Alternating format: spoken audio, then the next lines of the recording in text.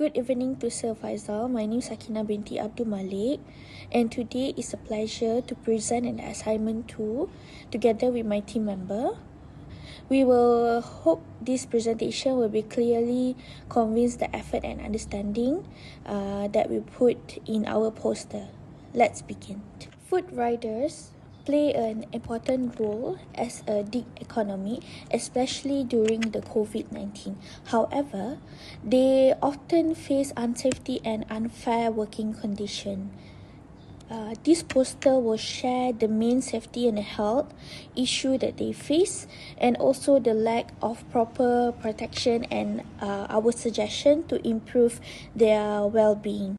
So my part is key issue faced by riders, which is number one is traffic accident. So traffic accident are a contested rider face speeding, recycle, congested roads, and are pushed to meet fast levied lanes. And then extreme weather only adds to the dangers. Whether is scoring heat, pouring rain, or floods, riders continue their jobs. Then physical strains. So bicycle strain is real. Long hours on the road, few breaks, and constant movement lead to chronic pain and fatigue. Then about mental stress means pulling up from customer, pressure, poor rating, and the looming threat of account deactivation.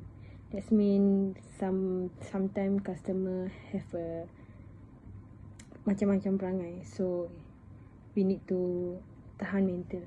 The last point about violence and harassment are daily fears, especially during late night deliveries or in unsafe night borders. So that's all for me. Thank you. A very good day to Sir Faisal. My name is Divya Manimaran. So today I'll be sharing what I found about social protection for GrabFood and Foodpanda riders based on interviews with 7 delivery workers. So while food delivery jobs offer flexibility, they also come with serious risks like road accidents, bad weather, and mental stress. The big issue is that most riders are classified as independent contractors, not formal employees. Because of this, they don't get basic protections like paid leave, proper insurance, or pension contributions. Some companies do provide limited support like helmet or vest. And a few riders even mentioned about the accident insurance, but most of them didn't know how to claim it or whether they were even covered. So the training they received was mostly like app tutorials with very little focus on real road safety or how to handle emergencies. On the government side, protection is just as big since riders are not recognized as employees, formal employees. They don't qualify for minimum wage laws or worker benefits. In short, the protections that exist are not enough.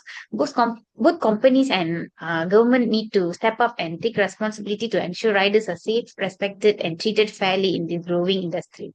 That's all from me. Thank you, sir.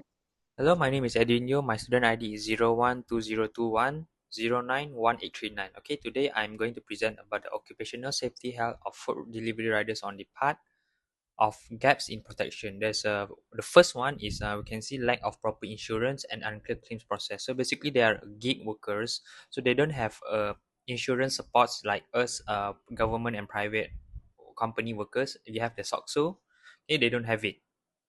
The second one is there's no official training, safety training or education on traffic rules. And basically for the food delivery rider, as long as they have the license, the motorcycle license, they can work.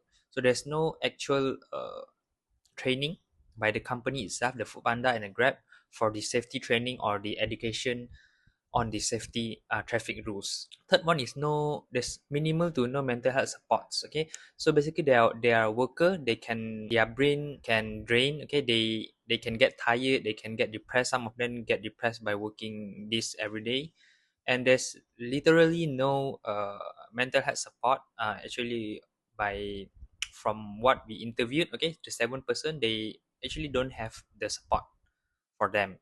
Okay, then there's no guaranteed sick leave, accident leave, or financial aid. So like us, a worker as a government and or a private sector worker, okay, we have sick leaves, we have accident leave, we have a lot of leave, okay, the benefits, and they pay for us if we leave.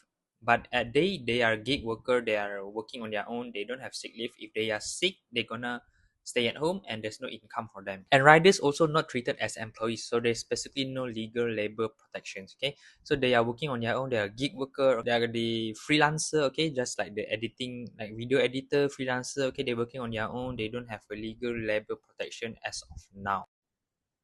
Okay, hello, hi sir. My name is Parminder. So next we'll have a look on the recommendation part on what can be done to improve the safety and well-being of food delivery riders.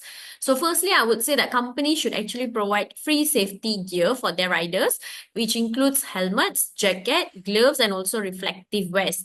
These are actually essential to protect the riders on the road, especially during a bad weather. Example, like for a reflective vest, we can say that whenever a rider wears a reflective vest it is easy for other vehicle to notice them being on the road during bad weather, no matter if it's raining or maybe during nighttime. So which is why we say these are actually essential to protect the riders on the road. So next, I can say that we should have a mandatory safety training where riders need to be educated on the road safety, basically on how to handle emergencies and what to do in the case of an accident. And the next key point I would say is that they can actually have a 24/7 emergency support for the riders. So riders should have someone that they can contact immediately if something goes wrong during a delivery, and there should be a clear system to handle the complaints. And finally, it is important to involve the riders in decision making since they are the ones that are on the ground. Their voices and experiences should be considered when companies are trying to create any kind of policies for them. And we can say that these steps are actually practical enough and can make a real difference in the lives of food delivery riders. And taking action now will not only protect the workers, but also it helps to build a stronger, safer gig economy for the rider and also everyone. So that's all from my part. Next, I'll pass to my team member. Thank you, sir. All in all, food delivery rider deserve the same right and also protection as the other worker. In fact, the daily risk to ensure our meal and delivery on time, even during rain or even scorching hot, and even at night. So, in my opinion, Malaysia can implement better policy such as in other countries too. For example, in Spain, the government passed rider law, which recognize food delivery riders as the employee instead of freelancers. So this means they are now receive a good benefit like social security, insurance, paid leave, and minimum wages protection. While compared to Malaysia, most riders are still independent and very limited protection, no guaranteed income, very limited access to EPF. So the lesson that we can learn, Malaysia can improve by improvised law that give the gig worker better protection and also a better benefit similar to what other countries Spain was done. Thank you so much. That's all from us.